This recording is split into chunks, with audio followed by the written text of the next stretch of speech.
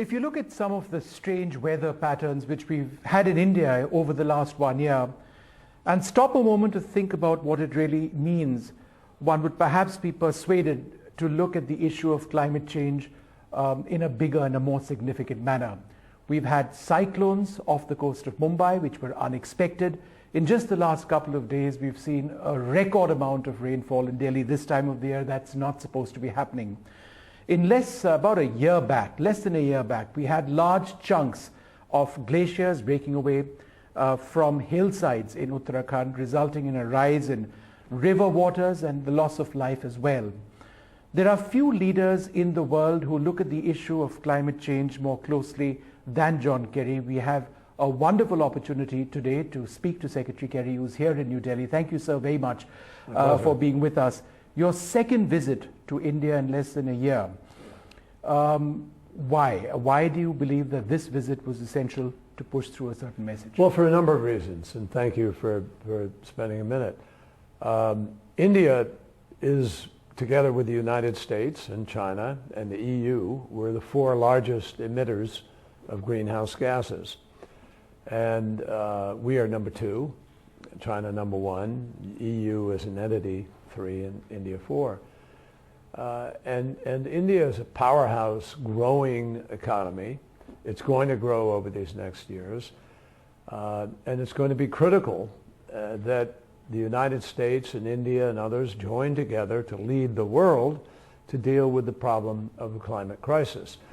The reason for the floods and the reason for the extreme weather and the rain and so forth is the warming of the oceans that is taking place, with more moisture rising up into the atmosphere and traveling around the world and dumping record levels. We've had them in the United States too.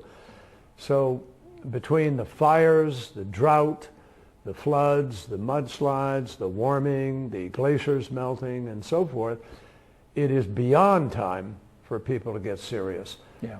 And I know your Prime Minister has committed India to a very ambitious goal of 450 gigawatts of renewable energy over the next 10 years.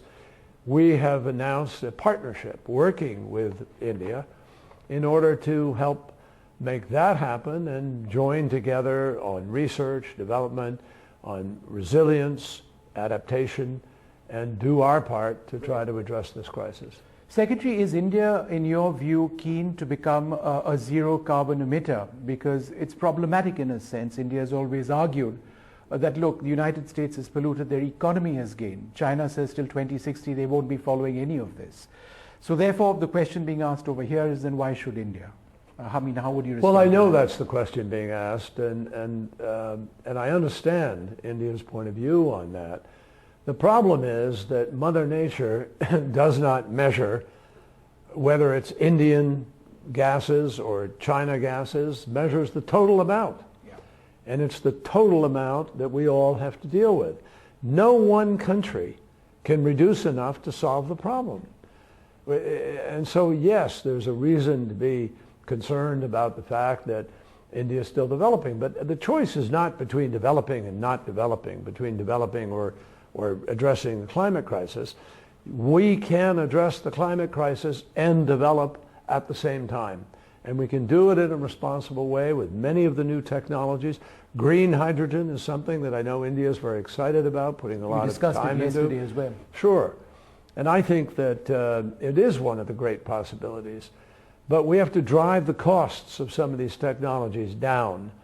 And all of us need to act, not because John Kerry or the United States say so, but because the world's best scientists, including scientists from India, are telling us we only have a short window of time within which to make decisions and implement them to avoid the worst consequences of the crisis.